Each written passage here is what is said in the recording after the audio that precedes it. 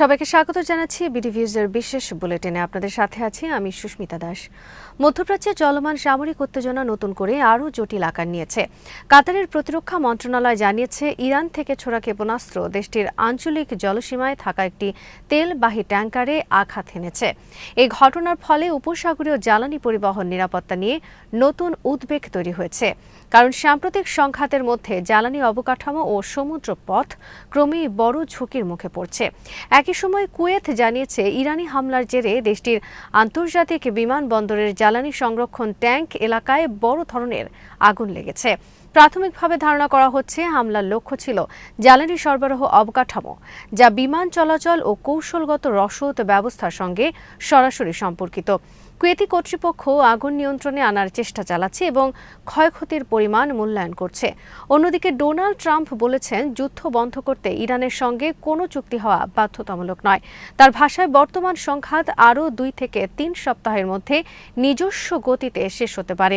এই মন্তব্য থেকে বোঝা যাচ্ছে, যুক্তরাষ্ট্র প্রশাসন এখনও কূটনৈতিক সমাধানের পাশাপাশি সামরিক চাপের কৌশলও খোলা রাখছে। এদিকে ইরানের পররাষ্ট্রমন্ত্রী আব্বাস আরাকচি আল জাজিরাকে দেওয়া সাক্ষাৎকারে জানিয়েছেন, যুক্তরাষ্ট্রের সঙ্গে আলোচনায় তার কোনো আস্থা নেই। তিনি বলেন, ওয়াশিংটন থেকে বার্তা এলেও বর্তমানে কোনো আনুষ্ঠানিক আলোচনা চলছে না। তার বক্তব্যে স্পষ্ট, দুই পক্ষের যোগাযোগ পুরোপুরি বিচ্ছিন্ন না হলেও আস্থাহীনতা এতটাই গভীর যে তাৎক্ষণিক কূটনৈতিক অগ্রগতির সম্ভাবনা খুবই সীমিত। সামগ্রিকভাবে উপসাগরীয় অঞ্চল জুড়ে সামরিক উত্তেজনা, জ্বালানি নিরাপত্তা এবং কূটনৈতিক অচল অবস্থা, এই 3টি বিষয় এখন একসঙ্গে নতুন আঞ্চলিক সংকটকে আরও গভীর করে তুলছে। ইরানি প্রেসিডেন্ট মাসুদ পেজিশকিয়ান ইউরোপীয় ইউনিয়নকে যুক্তরাষ্ট্র ও ইসরায়েলের সামরিক আগ্রাসনে কোনো ধরনের সম্পৃক্ততা থেকে বিরত থাকার কঠোর সতর্কবার্তা দিয়েছেন এবং বলেছেন, ইউরোপের বর্তমান অবস্থান পক্ষপাতদুষ্ট এবং আন্তর্জাতিক আইনের সঙ্গে অসামঞ্জস্যপূর্ণ। অ্যান্তনিও কস্টার সঙ্গে টেলিফোন আলাপে তিনি যুক্তরাষ্ট্র ও ইসরায়েলের হামলাকে আন্তর্জাতিক আইন ও বৈশ্বিক নীতিমালার প্রকাশ্য লঙ্ঘন হিসেবে উল্লেখ করেন। পেজিশকিয়ান বলেন, হরমুজ প্রণালীতে বন্ধ করা হয়েছে এবং আগ্রাসী রাষ্ট্র ও তাদের সমর্থকদের সঙ্গে সংশ্লিষ্ট জাহাজের জন্য এটি অগম্য থাকবে। একই সঙ্গে তিনি সতর্ক করেন, বাইরের কোনো হস্তক্ষেপ হলে তার গুরুতর ও সুদূর প্রসারী পরিণতি হবে। তিনি ইউরোপীয় দেশগুলোর প্রতি আহ্বান জানান, যেন তারা ইরানের বিরুদ্ধে নেতিবাচক ও অগঠনমূলক নীতি পরিত্যাগ করে আন্তর্জাতিক আইন ভিত্তিক গঠনমূলক সম্পর্কের পথে এগিয়ে আসে। ইরানের প্রেসিডেন্ট বলেন, যুক্তরাষ্ট্র ইসরায়েলি হামলা এমন এক নজিরবিহীন পদক্ষেপ যা ইউরোপীয় ইউনিয়ন নিজে যে মূল্যবোধের কথা বলে তার সরাসরি পরিপন্থী। তিনি উল্লেখ করেন, ইরান কূটনৈতিক আলোচনায় সক্রিয় থাকলেও আলোচনা চলাকালেই হামলার শিকার হয়েছে, যা প্রমাণ করে আগ্রাসীরা সংলাপের বদলে চাপ প্রয়োগকে অগ্রাধিকার দিচ্ছে। আত্মরক্ষার বৈধ অধিকার পুনর্ব্যক্ত করে তিনি বলেন, বিশেষ করে হরমুজ প্রণালীকে ঘিরে যে আঞ্চলিক অস্থিরতা তৈরি হয়েছে তার দায় যুক্তরাষ্ট্র ও ইসরায়েলের শত্রুতামূলক পদক্ষেপের ফল। অন্যদিকে অ্যান্তনিও কস্তা সংঘাতের ভূরাজনৈতিক ও অর্থনৈতিক প্রভাব নিয়ে উদ্বেগ প্রকাশ করেন এবং বলেন, ইউরোপীয় দেশগুলো ইরানের বিরুদ্ধে আগ্রাসনকে সমর্থন করেনি, কারণ এটি আন্তর্জাতিক আইনের পরিপন্থী। তিনি শান্তিপূর্ণ ও আলোচনা ভিত্তিক সমাধানের উপর জোর দেন। পেজিশকিয়ান আরও বলেন, চলমান সংঘাতের প্রেক্ষাপটে ইউরোপ যদি ন্যায়সঙ্গত অবস্থান না নেয়, তবে আঞ্চলিক উত্তেজনা আরও বাড়বে এবং এর প্রভাব বিশ্ব অর্থনীতি, জ্বালানি নিরাপত্তা ও আন্তর্জাতিক বাণিজ্যে গভীরভাবে পড়বে। Islamic Revolutionary Guard Corps IRGC জানিয়েছে, তাদের নৌবাহিনী অঞ্চলে যুক্তরাষ্ট্র ইসরায়েলের বিভিন্ন লক্ষ্যবস্তুর বিরুদ্ধে ভোরে ধারাবাহিক দ্রুত ও নির্ভুল অভিযান পরিচালনা করেছে, যেখানে জাহাজ, সামরিক সমাবেশ, রাডার এবং ড্রোন প্রতিরক্ষা ব্যবস্থা লক্ষ্য করে হামলা চালানো হয়েছে। সংস্থাটির মঙ্গলবার প্রকাশিত বিবৃতিতে বলা হয়, তাদের নৌ যোদ্ধারা 4টি সফল ও দ্রুত অভিযান সম্পন্ন করেছে, যা অপারেশন ট্রু প্রমিস 4 এর 88তম ধাপের অংশ হিসেবে পরিচালিত হয়।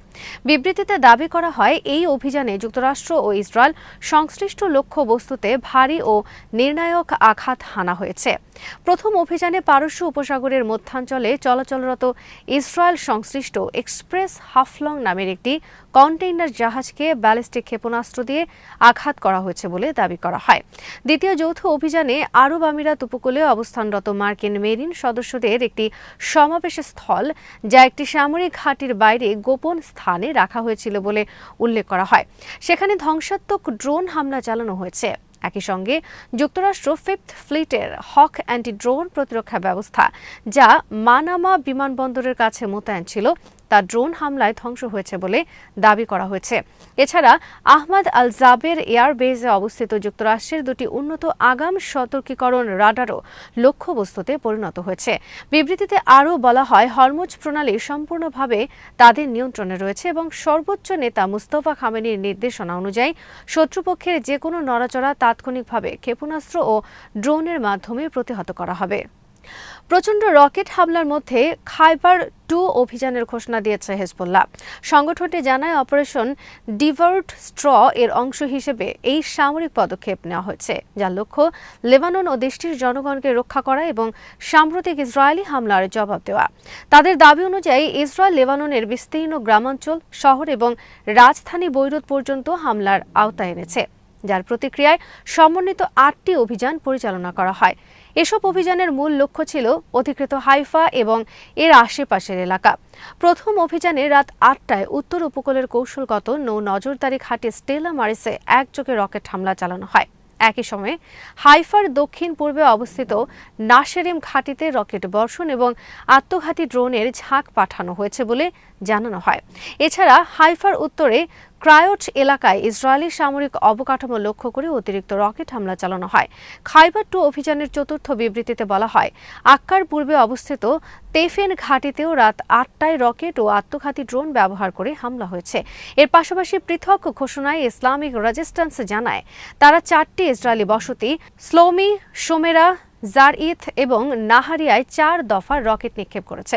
সাম্প্রতিক এই হামলাগুলো সীমান্ত অঞ্চলে সামরিক উত্তেজনা আরও বাড়িয়ে তুলেছে এবং উভয় পক্ষের মধ্যে সংঘর্ষের পরিধি বিস্তৃত হওয়ার আশঙ্কা তৈরি করেছে। মার্কিন প্রেসিডেন্ট ডোনাল্ড ট্রাম্প ও হোয়াইট হাউসের শীর্ষ কর্মকর্তারা ব্যক্তিগত আলোচনায় স্বীকার করেছেন যে ইরানের সঙ্গে চলমান যুদ্ধ শেষ করার জন্য ট্রাম্প যে নিজস্ব সময়সীমা নির্ধারণ করেছিলেন, তার মধ্যে হরমুজ প্রণালী পুরোপুরি পুনরায় চালু করা সম্ভব নাও হতে পারে। বিশ্বে মোট তেল সরবরাহের প্রায় 20% এই প্রণালী দিয়ে পরিবাহিত হওয়ায় এটি শুধু সামরিক নয়, অর্থনৈতিকভাবেও অত্যন্ত গুরুত্বপূর্ণ। প্রশাসনের অভ্যন্তরীণ মূল্যায়নে বলা হয়েছে, সেখানে স্বাভাবিক নৌ চলাচল ফিরিয়ে আনতে কয়েক সপ্তাহ নয়, কয়েক মাস পর্যন্ত সময় লাগতে পারে। ফলে ট্রাম্পের ঘোষিত 4 থেকে 6 সপ্তাহের মধ্যে মিশন সম্পন্ন ঘোষণা করা কঠিন হয়ে পড়েছে। এ অবস্থায় ট্রাম্প প্রকাশ্যে ইঙ্গিত দিয়েছেন যে প্রণালী খুলে দেওয়ার দায়িত্ব যুক্তরাষ্ট্রের নয়, বরং ইউরোপীয় দেশগুলোর নেওয়া উচিত। তিনি ওভাল অফিসে বলেন, স্ট্রেইট নিয়ে আমেরিকা আর সরাসরি জড়াবে না। পরে সামাজিক যোগাযোগ মাধ্যমে বিশেষভাবে যুক্তরাজ্যের নাম উল্লেখ করে অন্য দেশগুলোকে সেখানে নৌবহরে পাঠাতে আহ্বান জানান। তবে এখন পর্যন্ত কোনো ইউরোপীয় দেশ চলমান যুদ্ধের মধ্যে সরাসরি অংশ নিতে রাজি হয়নি। এদিকে মার্কিন প্রশাসনের ভিতরে ধারণা তৈরি হয়েছে, প্রণালী জোর করে খুলতে গেলে যুদ্ধ দীর্ঘায়িত হবে এবং রাজনৈতিক চাপ আরও বাড়বে।